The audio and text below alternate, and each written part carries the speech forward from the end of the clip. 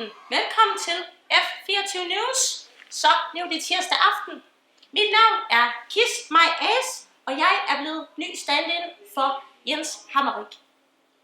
Efter gårsdagens nyheder, så har vi her på redaktionen taget en fælles beslutning om, at Jens Hammerik, han har brug for en lille ferie og en masse hjælp. Det får os videre til vores sponsor. Kom med en bajer for helvede!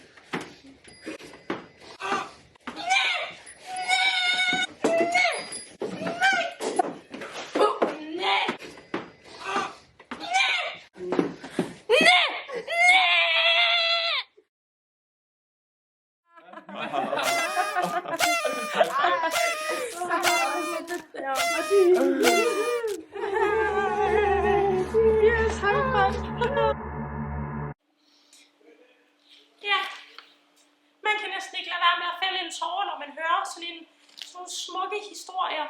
Tak til Mifi for at være en overskudsagtig og fantastisk sponsor. Nå. Videre til Carlos ølsmagning. Goddag, jeg hedder Carlos. I dag har jeg en øl med fra Ebeltoft Gårdbryggeri. Det er en Wildflower IPA.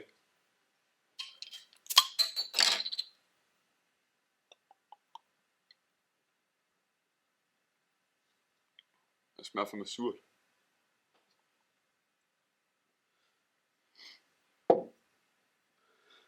Ej, fy for helvede. Ej, det gider jeg kraftedeme ikke, det pisser.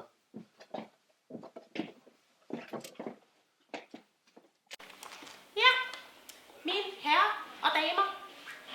Lad mig præsentere redaktionens egen huskok, Niels Nakost. Det er Nakios! Niels Nakost. Ja. Jamen, god aften, Niels Nakost. God aften. Ja, jamen det ser da lækkert ud. Ja. Ja, jamen du er kok. Det er jeg i hvert fald. Helt. Hvor mange år har du så på dagen? Jamen, jeg har været kok i 12 år næsten. 12 år i hvert fald, tror jeg. Okay. Det er jo henrivende, hvor lang tid du har været i det erhverv. Hvordan har det været uden arme? Nå, armen. Det er jo ikke så tungt, at mine arme er et problem. Jeg ser det mere som en fordel, om man vil. Jeg har ikke helt ben i næsen, jeg har jo kun den på fødderne. Men, Naturligvis. men skal vi ikke bare gå i gang? Jo. Jeg vil jo lave min specialitet, en 3-retters højskole middag, som selvfølgelig starter med en god toast. Og ost, det er meget vigtigt, fordi... Ja. Nej, det er orden. Jeg kan selv. Okay. Ja. Osten er ikke så vigtig, fordi nogen siger, at man skal bruge rigtig ost. Jeg kan godt lide den her, der er pakket ind i plastik lidt. Sådan der. Ja. Oha. Ja, hvilket mejeri er den så fra? Jamen, det ved jeg faktisk. Jeg har bare taget den, der er nede på Brugsen af. Ja, Sådan der. javel. Det kan også noget for prisen.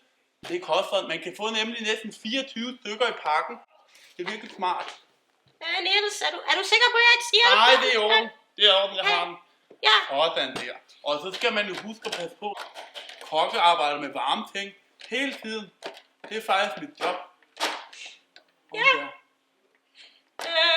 Ja. Satan. Det smager de her. Jamen selvfølgelig. Altså, jeg har jo Og smag? ikke helt fået. Ja, det synes jeg, du skal. Det er en skam, hvis du ikke får lov til at prøve den. Sådan der. Ja, det kan jeg godt se. Sådan der. Ja. Sådan der. Ja, det syder godt. Ja. Af for satan. Og så lukker vi bare. Sådan, og så tror jeg, den er klar efter om en 2-5 minutters tid eller sådan noget. Ja, jamen det ved du jo bedst, min ven. Ja, men imens vi står og venter på det her lækre festmåltid, så tænker jeg, at vi kører videre til Ove henter far. Tusind tak. Kiss mig. Yes. Jeg står her lige nu ude foran korrummet, hvor at danserne er i gang med at øve til teaterstykket. Danserne som når ret essentielle. Og man skal ikke glemme dem. Det kan godt være, at nogle gange så bliver det lidt ubemærket. Man skal også lige huske, at de er der. Så derfor så tænker vi lige, at vi går ind og stiller nogle af dem et par spørgsmål.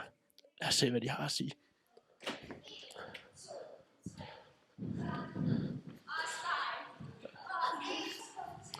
Undskyld. Undskyld, hvordan går produktionen indtil videre? Hallo? Går produktionen godt? Ja, det går rigtig godt. Det ser ud til, at I hygger rigtig meget, hva'? Ja, vi hygger mega. Vi er lidt forvirret lige nu. Men Ja, hvorfor er I så forvirret? fordi det er sygt svært. Hvorfor er det svært? Fordi der er alt muligt, Der er alt muligt hvad? alle mulige svære takter. Som hvad? Kan du prøve at være med? Nej. Lad os prøve at spørge nogle lidt flere, hvad de har at sige. Hvad har du at sige? Det er fucking fedt. De stemmer lidt hest. Har du sunget meget også? Ja. Okay. Nå, karaoke. Hvornår var der karaoke? I fredags. Skide godt. Tilbage til dig, Kiss mig. Tak til Ove henter far og danserne. Nå, Niels, hvad skal vi nu lave? Jamen, vi skal faktisk til vores anden ret i måltid. Ja. Og det er jo selvfølgelig kotnudler i en kop. Lækker. Men nu glemte jeg jo faktisk lige første gang at spritte hænder. Fordi det er jo vigtigt med håndhygiejne, når man laver mad. Det ved jeg jo, fordi jeg er kok. Så det gør vi lige nu. Nu har jeg jo selvfølgelig ikke nogen hænder at have håndhygiejne, så det bliver noget fodhygiejne.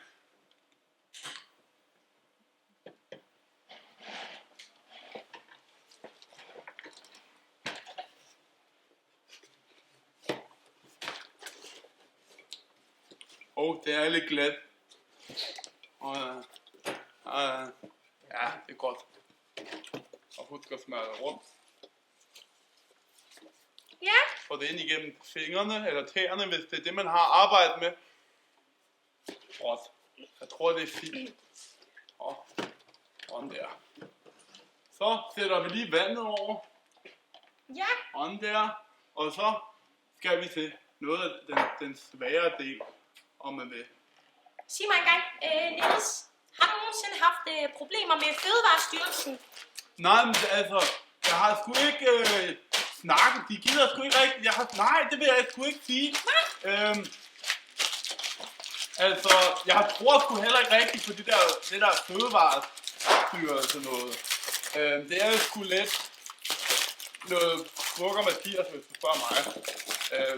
Jeg er sådan lidt mere, altså med god hygiejne, Ja. det er jo ikke så svært. Det er jo bare om at vaske sine fødder og bruge rene råvarer. Sådan der.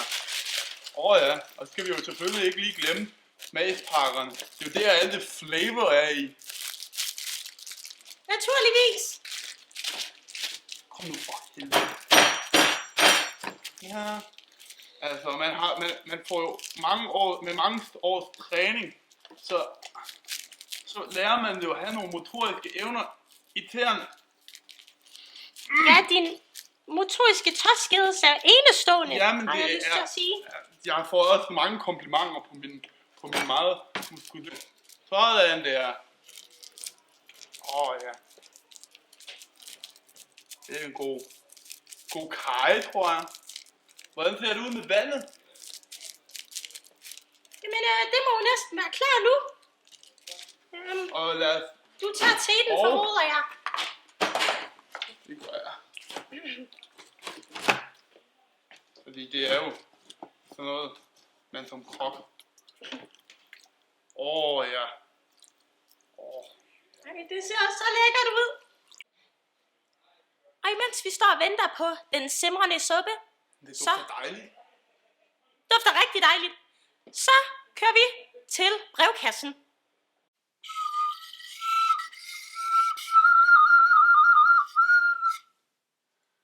Hej venner, og velkommen til endnu et indslag af Bjarnes brevkasse. Vi vil i dag svare på endnu en af jeres fantastiske spørgsmål. Der var et spørgsmål lige der. Halløj, det er Bjarnes brevkasse. Hvad kan jeg gøre for dig? Hej Bjarne, tusind tak for en rigtig god brevkasse. Jeg har lige et spørgsmål. Mine venner, de kan rigtig godt lide at feste og drikke mange øl, og jeg kan ikke så godt lide at feste eller drikke øl. Så hvad synes du, jeg skal gøre? Tak. Tak for spørgsmålet. Du må have en rigtig god dag. Det er jo et spørgsmål, som man ofte støder på, især her i Danmark, hvor at vi har en meget fremtrædende drukkultur og festkultur, hvor alkohol ofte er indblandet. Til folk, som der ikke kan lide smagen af øl, eller nyder at skulle drikke så meget, så plejer mit råd at være, at de skal drikke nogle drinks. Gerne nogen med meget alkohol og masser af sodavand, så maskerer den der smag af alkohol, som nogen ikke er så glade for. Det gør nemlig 1, at du bliver hurtigere fuld, og 2, at du er meget sjovere at være sammen med. For alle os andre er så pisse trætte af jer, som der går rundt og er så ordentlige i det, og siger, er bedre vidne, bare fordi I ikke drikker alkohol. I er meget mere medgåelige, hvis I lige har en lille promille på. Og nu vi er i gang, så kan du også stoppe med at sortere dit affald og videregående uddannelse. Det gider jeg heller ikke. Du er sikkert den samme slags type. Men få en lille skid på af en White Russian måske. Den er god. Eller en Strawberry Daiquiri. Til sidst så er der jo bare at sige, kast ikke med sten, hvis du selv bor i glashus. Tak for i dag. Det var alt for Bjarnes brevkasse. Vi ses næste gang.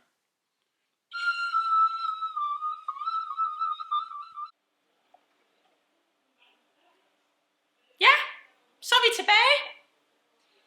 Vi er kommet til den tredje og sidste ret.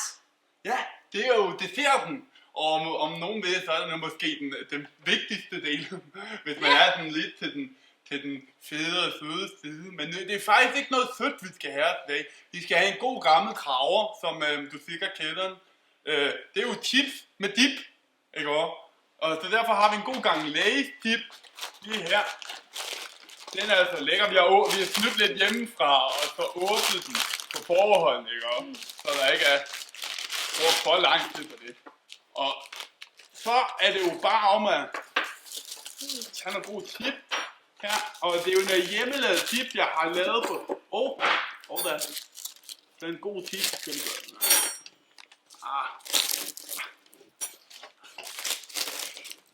Sådan der. Og så er vi egentlig færdige. Den er fandme god. Men skal du ikke smage nu? Vi er faktisk klar. Altså, vi har toast, og vi har nudler. Nej, ja. Jeg troede bare, du var lidt sulten for dig selv. Nej, altså, jeg har faktisk fået stor morgenmad. Okay. Der er lidt toast. Der er et hår. Der er lidt rå. For satan. Her. Værsgo. Ja. Skal jeg virkelig smage på det? Den er dejlig varm. Jeg kan godt mærke det. Nå, jamen kære seere, nu prøver vi.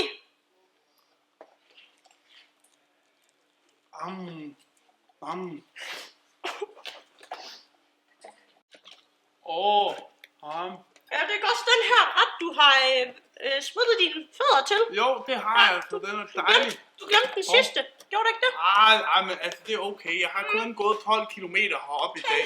Så, værsgo. Ja. Tag lige noget nyt. Jeg kan skrige for selv den bedste.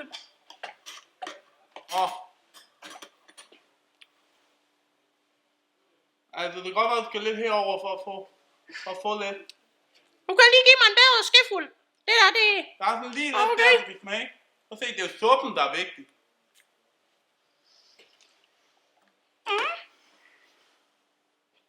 Hvad synes du om det? Nej, og så er det jo kun desserten tilbage, den bedste. Skal du ikke smage? Ja, den er rigtig lækker. Kom nu, altså nu har jeg lige brugt lang tid på at lave det, hvad er muligt. Du har spist det selv. Nej! Stop. Tilbage til Uldumguiden. Hej alle sammen. Velkommen til Uldumguiden. Piu, piu, piu, piu, piu, piu, piu. Mit navn, det er Olga Tramper, og jeg skal i dag vise jer rundt her på Uldum. Og alt det, jeg har brug for at vide for at få et fantastisk ophold her. Velkommen til keramik.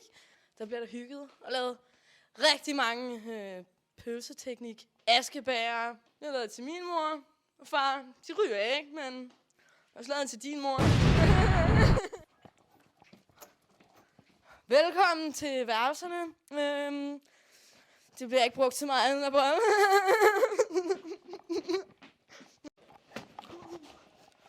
Fuck, ved du, mand.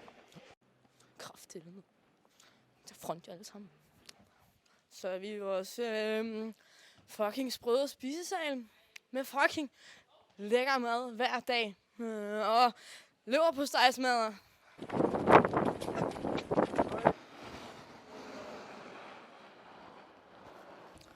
Velkommen til Uldum Apotek, som du selvfølgelig skal bruge, hvis du er en uheldig, der har fået for eksempel FNAF eller sådan noget. Eller måske har fået lidt klamydia, fordi du boller lidt for meget. Lortevejr. Velkommen til værtshuset. Her er jeg hver dag.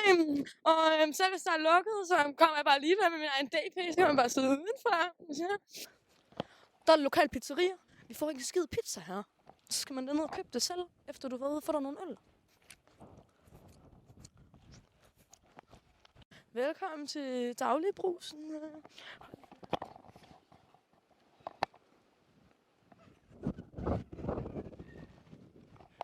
Det er den daglige brus, hvor vi er nede hver dag og køber alt det, vi mangler. Øl, breezer, monster, smøger. You've been iced! Undskyld. Men må ikke filme herinde, jeg vil bare lige... Skal du få en prøntes? Eller hvad? Undskyld. Jeg mente det. Har du haft klamydia i år? Jeg har ikke haft klamydia i 2 år. Nå, men det har din mor, for jeg gav hende det i går.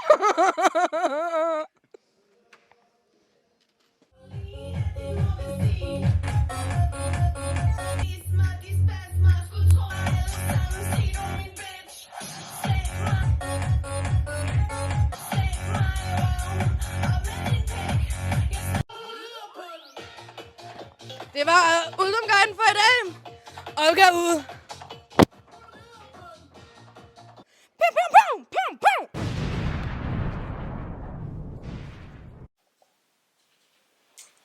Nå, kiss mig.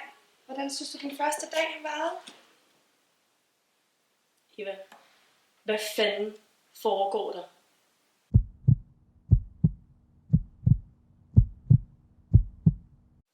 Du kan jo lige sove på den til morgen, ikke? Sov på den. Eva, jeg skal direkte til vagtlægen for at se, om jeg har mavefungus. Okay? Det er sådan, situationen forholder sig lige nu. Okay? Det er slut. Fuldstændig slut. Tak for i aften. Kiss my ass.